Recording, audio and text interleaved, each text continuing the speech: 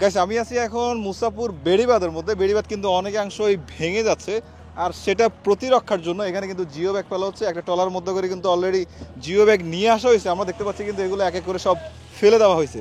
আমরা এখানকার স্থানীয় কিছু মানুষজনকে পাইছি, ওনাদের থেকে আসলে জানতে চাইবো ওনাদের এখানকার বর্তমান অবস্থাটা একটু আমি জানতে চাইবো।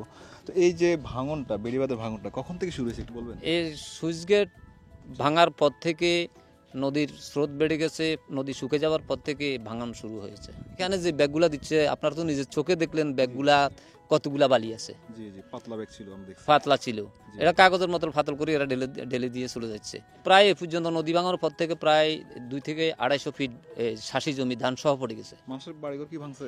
ভাঙছে, এই যে এগুলা বাড়ি, এগুলা সব 6টা বাড়ি আছিল, এই 6টা ফ্যামিলি উড়ি চলে গেছে, গত সব নদীত পড়েছিল। আচ্ছা আচ্ছা আচ্ছা, এখন তো আপনাদের বাড়িও হয়তো ভেঙে যাবে। আমাদের কোনো নিশ্চয়তা নাই, 2-3 সপ্তাহ হয়তো থাকবে। আমাদের আমরা কত থাকলে পৌঁছে গেলে 2 সপ্তাহ, ইয়ার অতিরিক্ত আমরা থাকতে পারবো না। আচ্ছা আচ্ছা, প্রতিরক্ষা এগুলো ভাঙন প্রতিরোধ কিছু করা হচ্ছে না এখন? না, এই কিনারে কোনো প্রতিক্রম নিচ্ছে না, না শুধুমাত্র এই দিকটাই যে ব্যাগগুলো বসানো জি। হচ্ছে, ওইদিকে কিছু না, এইদিকে কোনো কিছু আর না। আচ্ছা, আরেকটা কথা শুনলাম যে আপনাদের এদিকে বিদ্যুৎ নেই, কখন থেকে নেই? বিদ্যুৎ আমাদের সুইচ গেট ভাঙার পর থেকে বিদ্যুৎ নেই। মুসাপুর আদর্শ গ্রামের একটা প্রাথমিক বিদ্যালয় আছে, ওই বিদ্যালয়ে 165 জন ছাত্র আছে। এখানে 200টা পরিবার, প্রায় 2400 জনবসতি। আমরা কোথায় যাব, কার কাছে যাব, কিভাবে আমরা জীবন যাপন করব? আমরা খুব অন্ধকারে জীবন যাপন করছি।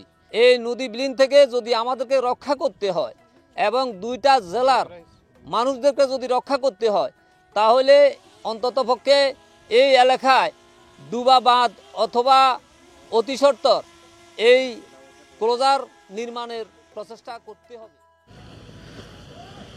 মুসাফুরের বেড়িবাঁধ রক্ষার্থে এখানে এই যে জিও ব্যাগগুলো ফেলা হচ্ছে, এখানে ট্রলারে করে জিও ব্যাগ নিয়ে আসা হয়েছে এবং সেগুলো আস্তে আস্তে এখানে ফেলা হচ্ছে। এই যে আমি যদি দেখেছি, বেড়িবাঁধ কিন্তু অলরেডি কিন্তু অনেক জায়গায় কিন্তু ভেঙে একেবারে নদীগর্ভে বিলীন হয়ে যাচ্ছিল।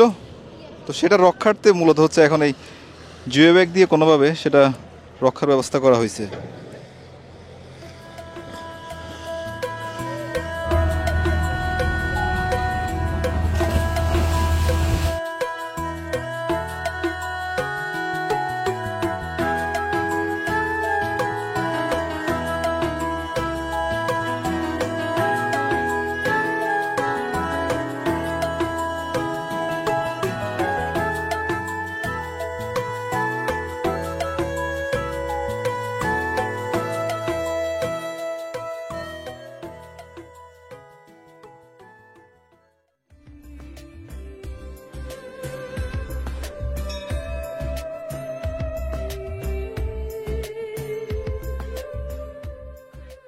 আমরা এর আগে আপনাদেরকে মুসাফুরের সুইচ গেটের অপোজিটটা দেখানোর চেষ্টা করছি। আজকে চলে আসছি আমরা এই পাশটায়। এ পাশেও কিন্তু এই যে দেখেন সুইচ গেটটা যে ভেঙে গেছে, ভাঙার কিছু অংশ কিন্তু এখনও রয়ে গেছে দেখা যাচ্ছে। আর এদিকে একটা কিন্তু এই যে অনেক বড় ফাটল দেখা যাচ্ছে। সামনে যাওয়াটা আসলে অনেকটাই রিস্কি মনে হচ্ছে আমার কাছে। সুইচ গেটের কিছু অংশ কিন্তু এখনও ভাঙা দেখা যাচ্ছে একেবারে মিডল পয়েন্টে। আমি এখন যে প্লেসটায় আছি ঠিক এই জায়গায় কিন্তু মুসাফুরের সুইচ গেটটা ছিল। আমরা এর আগের বার আপনাদেরকে ওই পাশটা দেখাইছি এবং আজকে আমরা এই পাশটা আপনাদেরকে দেখানোর চেষ্টা করব। এদিকেও কিন্তু দুই পাশে কিন্তু খুব ভয়ঙ্করভাবে কিন্তু ভাঙতেছে। তো চল আমরা ড্রোন ভিউতে আপনাদেরকে দুই পাশে যে ভাঙনের চিত্রগুলো সেগুলো একটু দেখিয়ে আনি।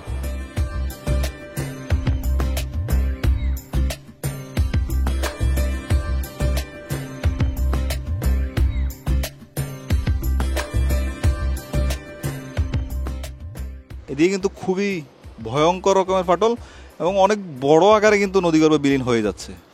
হয়তো কয়েকদিনের মধ্যে কিন্তু এগুলো পড়ে যাবে। এই যে একটা ছক ধরে আছে, মাটির একটা ফাটল, কি বিশাল একটা ফাটল, দেখেন কি বিশাল একটা ফাটল। এবং এই যে গাছগুলো, এগুলো কিন্তু হয়তো কয়েকদিনের মধ্যে আস্তে আস্তে নদীগর্ভে বিলীন হয়ে যাবে। এই যে এদিকে কিন্তু কোনো প্রতিরক্ষা ব্যবস্থা করা হয় নাই, যার কারণে কিন্তু সব ভেঙে আস্তে আস্তে কিন্তু নদীগর্ভে বিলীন হয়ে যাচ্ছে। তার মানে হচ্ছে মুসাফুরের সুইচ গেটের আশেপাশেই 2 এরিয়াতেই কিন্তু ভাঙতেছে এবং প্রচণ্ড রকমের ভয়ঙ্কর রকমের ভাঙতেছে। আমি একটু ভেতরের দিকে আসছি, এদিকে কয়েকটা নৌকা রাখছে দেখেন।